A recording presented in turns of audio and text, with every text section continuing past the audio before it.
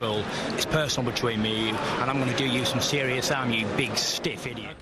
The Untouchable True School Sports Empire proudly presents something the boxing game's been missing. Hey, what's going on? It's your boy BT, and I came here to talk some boxing with the thousands of True School Sports subscribers. Now, interesting stuff going on with Teofimo Lopez. You know, I love Teofimo Lopez. I got a lot of time for Teofimo Lopez because at the end of the day, whether he wants to say he's from Brooklyn or Honduras, wherever the fuck he's from, the reality is when it comes to Teofimo Lopez, the fighter, he is from South Florida. He is a product of the South Florida boxing scene. He is a product of the Davey Powell. And we love Teofimo Lopez in South Florida. A lot of young kids in the South Florida boxing community look up to him as a source of inspiration, whether he says he's from Brooklyn or not. So never forget that, Teo. But I wanted to talk about something interesting that's happened with his career because you guys may remember before the George Kambosos fight, when it was initially scheduled the first time, he had hired Jorge Rubio to be a defensive coach for him to kind of help him sharpen up his defense, right? And I was there. I had a chance to go watch Teofimo Lopez spar in the first training camp. And, you know, I was invited to go watch him spar and get some work in. Really good camp. They had him. They had Dominique Francis as a sparring partner. They had Brandon Pizarro as a sparring partner. It was just a really good atmosphere and environment. And I got to tell you, I've said this many times. People ask me, but, like, he looked great that day in sparring that I saw him. He looked great in that camp, and I believe personally that everything worked out great for Kambosos. Like, if he would have fought the first time at Marlins Park when they had it scheduled, I think Teofimo would have beat Kambosos and stopped him. But that didn't happen. He didn't maintain the same consistency in the gym, and it cost him dearly come fight night. You see what I'm saying? But now they've, you know, now that he's looking to return to the ring, they're saying August 13th against Pedro Campa in South Florida. You know, now Teofimo Lopez has re-enlisted the services of Jorge Rubio because Jorge Rubio was not there for the second when the Kambosos fight actually wound up happening. He wasn't there in camp with them.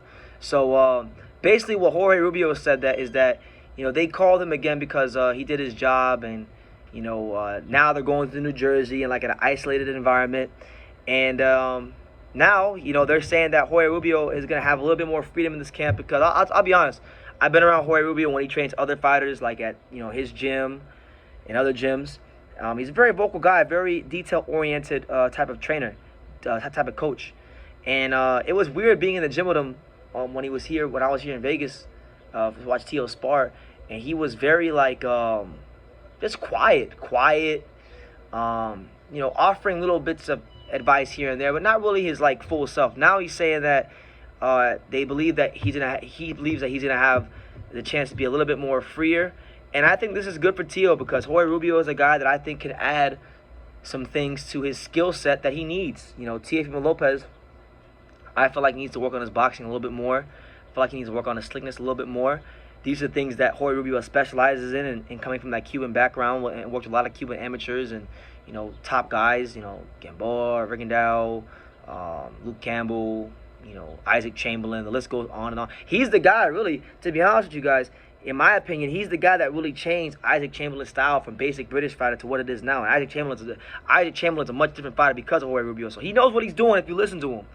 And I think this could be a great benefit to Teo. Now, he's got Pedro Campa August 13th. Pedro Campa is not a big name. He's a Mexican domestic fighter, whatever. But, like, this has to be a fight where Teofimo comes out and make a statement. Top Rank is giving him a layup, on paper at least.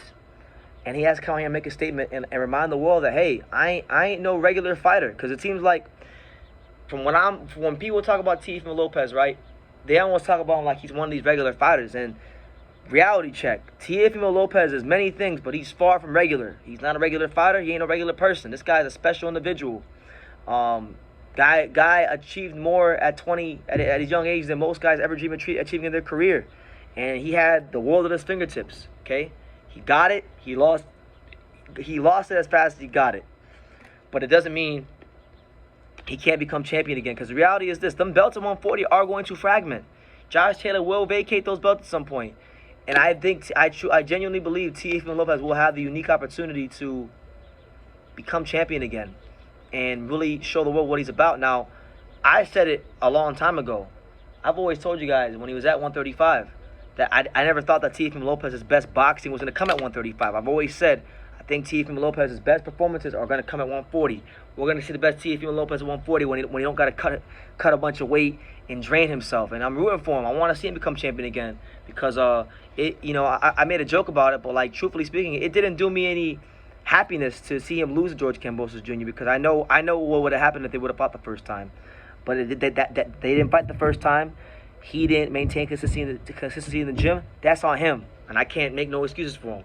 He shouldn't make no excuses either, But yeah, I think Jorge Rubio is the kind of guy that will give his training camp much more of an even keel balance.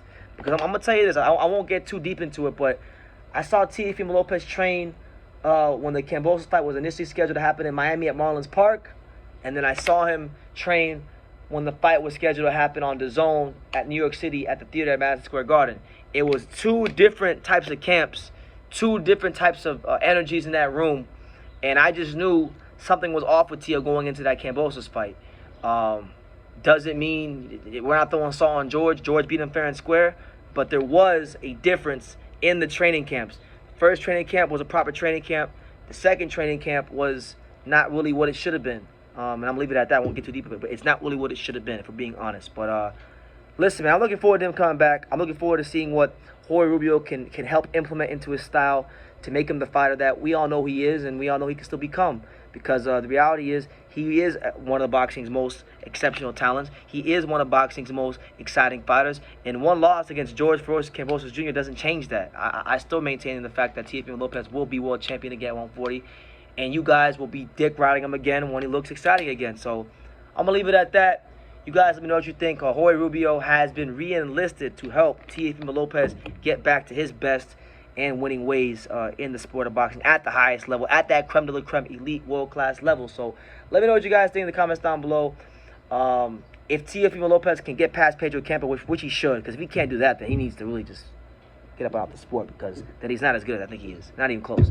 But if he beats Pedro Campo, who do you guys want to see him fight after? And what do you guys think he needs to do to improve as a fighter? Let me know that in the comments down below. Make sure you guys take the time to subscribe because we're on the way to 50,000 subscribers. And I know with your guys' help, I'm going to get there pretty quick. And yeah, like I say in every single one of these videos, you guys can love me or you can hate me. But I'm just a kid from Dania. So until next time, take care, guys. Thank you for watching True School Sports. No, follow this kid. Oh. He's a true, he's a young, true, passionate person who follows boxing. He wakes up thinking about boxing and he goes to sleep thinking about boxing. This is true. Good kid, good man, and looking forward to seeing him everywhere in the boxing world. Hey man, if you ain't subscribed to True School Sports, you fucking up, man. Make sure you subscribe, bro. Fucking up big time. Make sure, man.